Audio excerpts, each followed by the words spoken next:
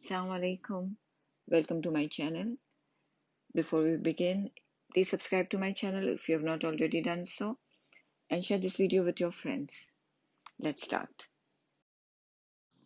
In this video, we are going to solve Cambridge IGCSE Mathematics Paper 4 Extended, Variant 4.1, May-June 2020, from question number 8 onwards. Question number 8. On the axis, sketch the graph of y is equal to sine x for 0 till 360. I hope you know the graph very well. If not, you can use the calculator also. In place of x, you substitute the values. So you have y is equal to sine 90.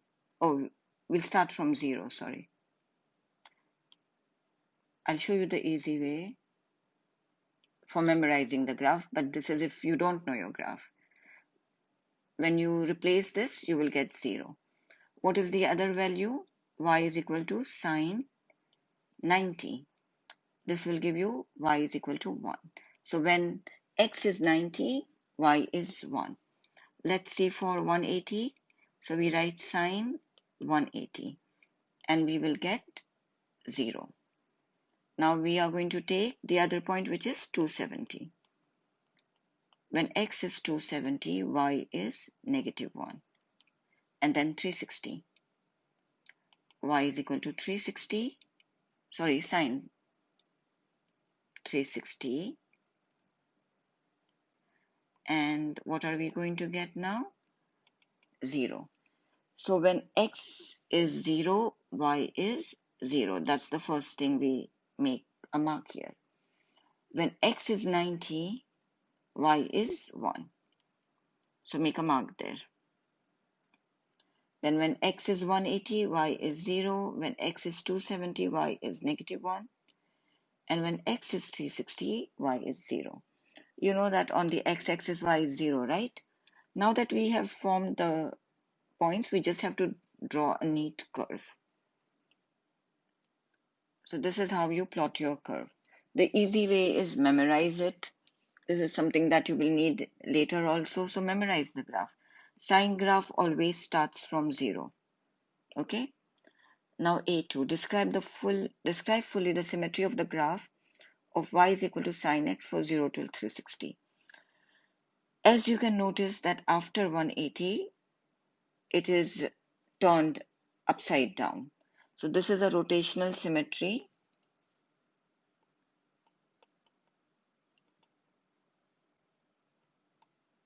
of order 2.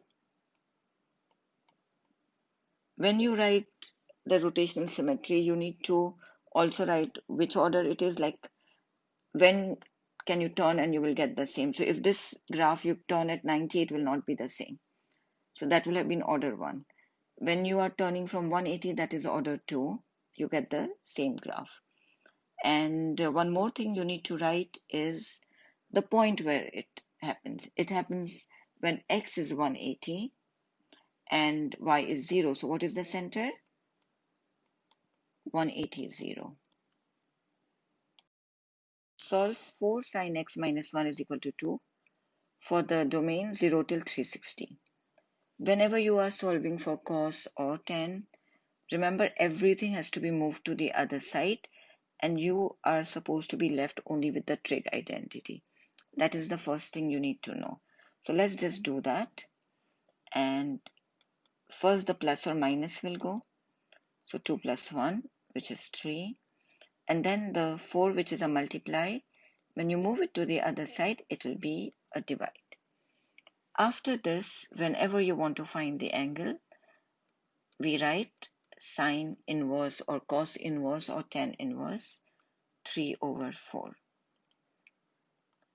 We will get 48.59. So you can round it up. It will become 48.6 degrees. That's our first value. To find the other sine graph, whatever I'm writing now, make a note of it so that you remember. When you get the first value, to find the second sine value, this is a topic which we need to do in depth, but I'm just showing you a shorter way here. To find the second sine value, we always do 180 minus the value that we have. So what is our answer going to be? 180 minus 48.6, which is 131.4. To find the second cos value, we take 360 minus the value that we have. And to find the second tan value, we take 180 plus the value we have. You need to know the quadrants very well. I hope you have learned it in detail in the school. Plus, you also need to know what if your sign was negative. Here, when you look, it's positive, right? What if it was negative? You need to know all that. For now, for the positive values, these are the rules. Moving on to the next question, C. Write x squared plus 10x plus 14 in the form x plus a squared plus b. Whenever they tell us to write like that, it means we have to use completing the square. For completing the square, whatever number you have with x, make half of it, divided by 2. And first you write x, don't write x squared, write x. Divided by 2, you will get 5. After that, always put a negative after the bracket. You have a positive here, a positive 5. If you had a negative 5, then also you will put a negative here. If it's a positive, then also you are going to put a negative. And whatever number you have here, write it here and square it. So we got 5, we are going to write 5 square. And the 14 which we had, we leave it the way it is. Now add these numbers together. Remember to use negative 5 square and you will get negative 11. Now moving on to part 2. On the axis, sketch the graph of y is equal to x square plus 10x plus 14, indicating the coordinates of the turning point. They only want the coordinates of the turning point. That we can get it from this equation. So what do we have? We have x plus 5 square minus 11. This part here is your x value, but we change the sign. So if you have plus 5, you're going to write negative 5. And this is your y value. So if it is negative 11, you leave it as negative 11. As you can see, when x is negative 5, y is negative 11. This is your turning point, somewhere like that. You cannot sketch it properly unless you know what are your roots for x. At which point does it cut the x-axis? They are not asking for it. Therefore, you can use a calculator. I hope that you know how to use the calculator for solving quadratic equation. And when you put this in the calculator, you will get two values. You will get x is equal to, just a minute, negative 1.68, and the other is x is equal to negative 8 point something. So both the points are on the left hand side. So there is nothing here. In this quadrant, there won't be anything. Suppose negative 1.6 is here and negative 8 is here. Just go down, make a U shape. It's just a sketch, so it's fine. They don't want anything except the turning point, which we already found, negative 5 and negative 11. And the purpose of finding this is only to know that it is here in the second quadrant, the points are there. Question number 9. The diagram shows a sector of a circle with center O, radius 8 cm and sector angle 165 degrees. Calculate the total perimeter of the sector. Perimeter means we need to find and add all the three sides. We know that if OA is the radius, even OB will be the radius. That will be the same thing, 8 centimeter. And to find the total perimeter, we need to add the radius plus the radius plus the arc length AB, this arc length. So we need to find the arc length. To find the arc length, we use the formula theta over 360 multiplied by 2 pi r. Theta is your angle, which is 165. So let's replace the radius, which is 8 plus 165 over 360 multiplied by 2 multiplied by pi multiplied by r, which is 8. 8 plus 8 is 16, and now put the rest in the calculator. This will give us 22 over 3 pi. Sorry, this is a 360 here. Now this whole thing will give us 39.038. We can round it to one decimal, so it will be 39 centimeters. The surface area of a sphere is the same as the area of the sector. Calculate the radius of the sphere. So first we'll have to find the area of the sector, which we can find by using the formula theta over 360 multiplied by pi r square. We have everything.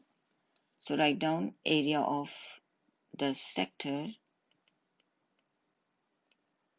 is equal to theta, which is our angle 165 over 360 multiplied by pi multiplied by r square, and r is 8.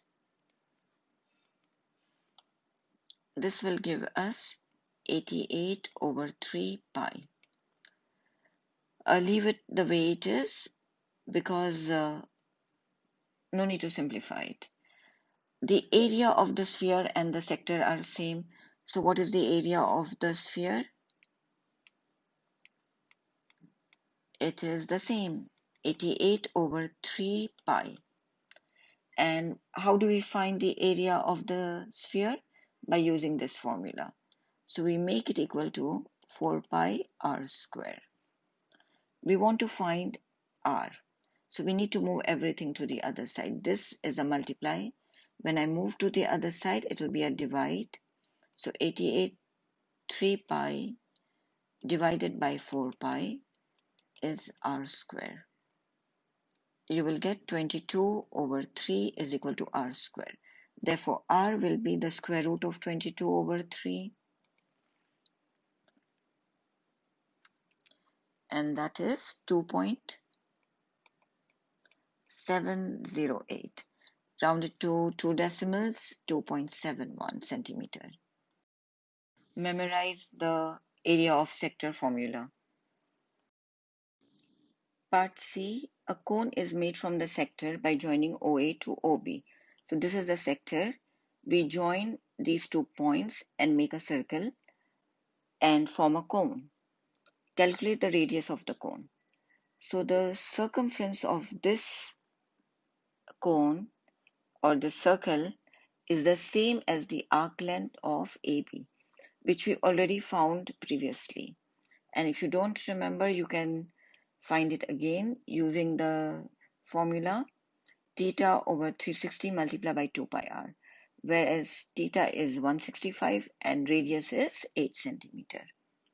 So now the circumference of the circle AB is 2 pi r, and that is the same as the arc length of the sector, which is 22 over 3 pi. You want to find r. So r is equal to 22 over 3 pi divided by 2 pi. This will give you 3.666, which you can round it to 3.67 centimeter.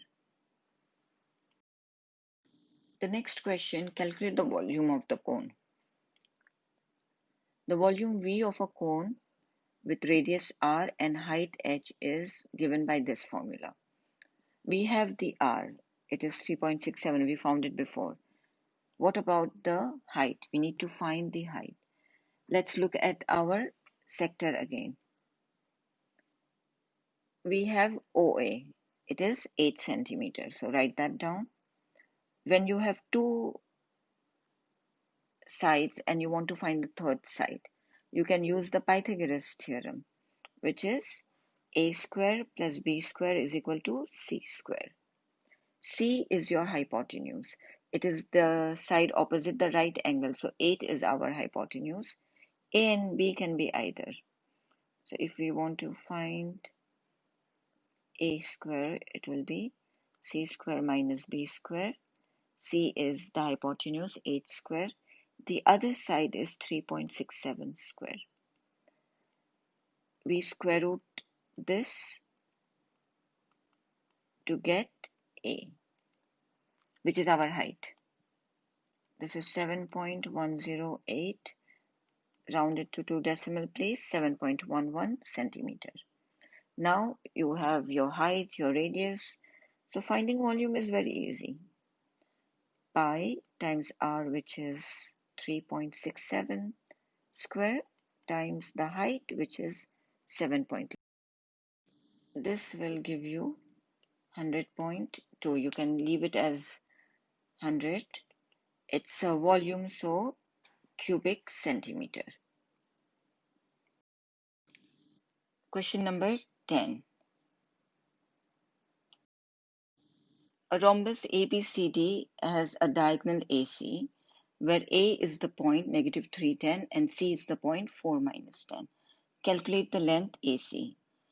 It's a straight line, so to find the length or distance, we use the formula x2 minus x1 square plus y2 minus y square, y1 square, and the whole thing square root. It doesn't make a difference what you're taking as x1 and x2.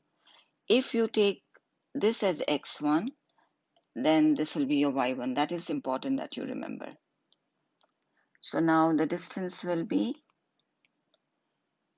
put a bracket, -3 minus 4 square plus 10 minus 4 square. Remember to put the minus for the 4 and the other minus. Put this in the calculator. We'll get the answer 15.65. We'll round it to one decimal, which is 15.7. Next, show that the equation of the line AC is y minus 2x plus 4. To find the equation of the line, we need three things. We need x, y, and the gradient. You can choose whichever point you want, this or this, it's fine. We'll take x is -3 and y is 10. But for the gradient, we'll need both the points and we will use the formula y1 minus y2 over x1 minus x2 or y2 minus y1 over x2 minus x1. It's the same thing. The y has to be on the top. So first we find the gradient, we write as m, and 10 minus 4. We are using these points here, and in the denominator will be the x, -3 minus 4. This will give you -2. Now you have got your gradient, your m, and your x, and your y. In this equation, y is equal to mx plus c. Substitute your x, y, and the gradient to find c. Gradient is -2, x is -3. Bring the 6 to the other side, you will get -6. 10 minus 6 is equal to c. 4 is equal to c. Now replace the c in the equation, so you will have y is equal to -2x plus 4. Is the same as that we were asked to show. Find the equation of the line BD. Suppose this is your rhombus. You have the point A and point C. What you don't have is B or D. And you have the equation of the line AC. You have the gradient of the line AC. Gradient of the line AC was -2. If you are finding the diagonal BD, you need to know that it will make a perpendicular bisector of the line AC. Whenever you are finding a perpendicular line, then whatever gradient you have, so this is the gradient of the perpendicular line, whatever gradient you have, you got -2 over 1. We don't write the 1, but there is a 1 down, right? So we just flip it over. It's 1 over 2. And remember to change the sign. This here is negative, so our gradient will be positive. If that was positive, our gradient for the perpendicular line will be negative. We found that, but we do not know the point B or D. So we are going to find the midpoint of A and C.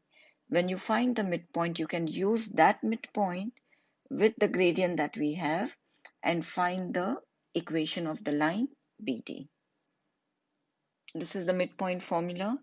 X1 plus x2 over 2, y1 plus y2 over 2. We add the two x's, divided by 2, add the two y's, and divided by y. So the midpoint will be -3 plus 4 over 2. This will give us the x value, and 10 minus 4 over 2. So you will get 0.5 and 10 minus 4, 6 divided 3. These are the 2 points. And this is our gradient. The same way in y is equal to mx plus c, we'll replace the y, the m, and the x to find the c. Y is 3, m is 1 over 2, and x is also half, 0.5, which is 1 over 2 plus c. This will become 1 over 4 plus c. 3 minus 1 over 4 is c, which is 11 over 4. Now that we got our c, we are going to replace the m and the c. Half x plus 11 over 4. Part B1. A curve has the equation y is equal to x cubed plus 8x squared plus 5x. Work out the coordinates of the two turning points. This is a new topic that has been introduced. If you want to find the turning point or the stationary point or the maximum or minimum point, you have to differentiate this equation and make the differentiated equation equal to 0. So y is going to be dy over dx. The power comes in the front and you minus 1 from the power. So 3 minus 1 is 2. And 8 times 2, 16x. 2 minus 1, 1. 5x will be 5. Make this equal to 0. This is a quadratic equation. So either you can factorize and solve it, or you can solve it using the quadratic formula. Both the ways are fine. So we will factorize and solve it. These two numbers you multiply. This is A, B, and C. You multiply A with C and write it here. And write your B here. You need to have factors of 15. That is 1 times 15 and 3 times 5. That when you add, you get, this is 16. You get 16. So these are the two numbers. So in place of 16x, we are going to write 1x or x plus 15x. 1 plus 15 is 16x. Plus 5 is equal to 0. What is common here? X. So factorize it out. You will get left with 3x plus 1. And here what is common? Plus 5. You will get 3x plus 1. As you notice that these two brackets are same, they have to be same.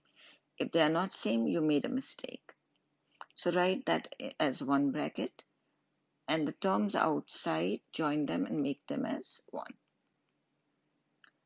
Now each one is equal to 0. Make x the subject. X is equal to -1 and x is equal to -1 over 3. Here x is equal to -5. We want the coordinates. Coordinates means x and y. So when x is -1 over 3, what will the y value be? Substitute in the original equation. Whenever you want to find y, you substitute in the original equation, put the brackets correctly,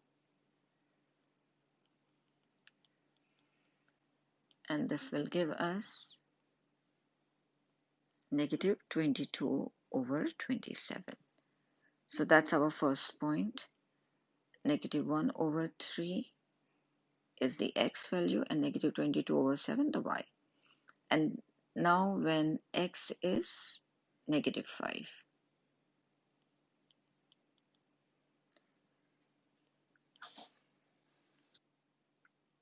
this will give us the y value 50. So the other point is x is -5 and y is 50. For part 2, determine whether each of the turning point is a maximum or a minimum, and give reasons for your answers. This was our question. We differentiated it. These are the 2 points we found, which are our turning points. Now we have to know which is the maximum point and which is the minimum point. For that, you have to differentiate this again. When you differentiate it, it will become the second derivative, which is d2y over dx2. 3 multiplied by 2, 6x. The power of 2 minus 1 is 1. And 16x will be 16. 5 is a number which will, when you differentiate, it will turn 0. So now that you have got this, you have to substitute your x value. So when x is -1 over 3, d2y over dx2 is equal to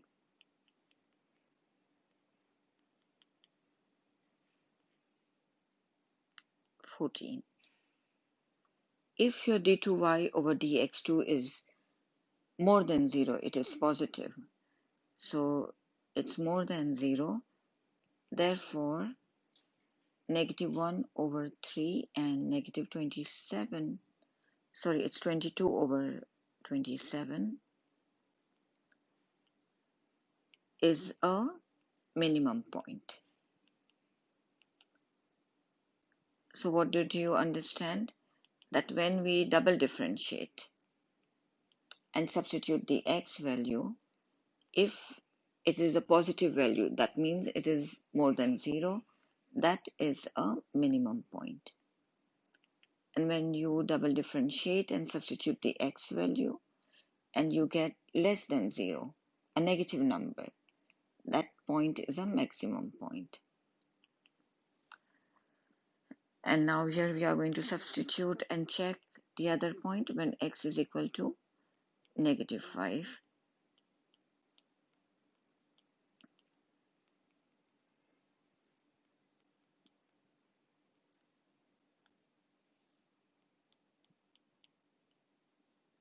Therefore, write down the point -5 and 50 is a maximum point because it is less than 0. I'll be posting soon a video for the explanation on this topic in detail. Hope that helps you. This brings us to the end of this video. If I've been able to help you, please do subscribe to my channel and do like the video and share it with your friends. Thank you for watching.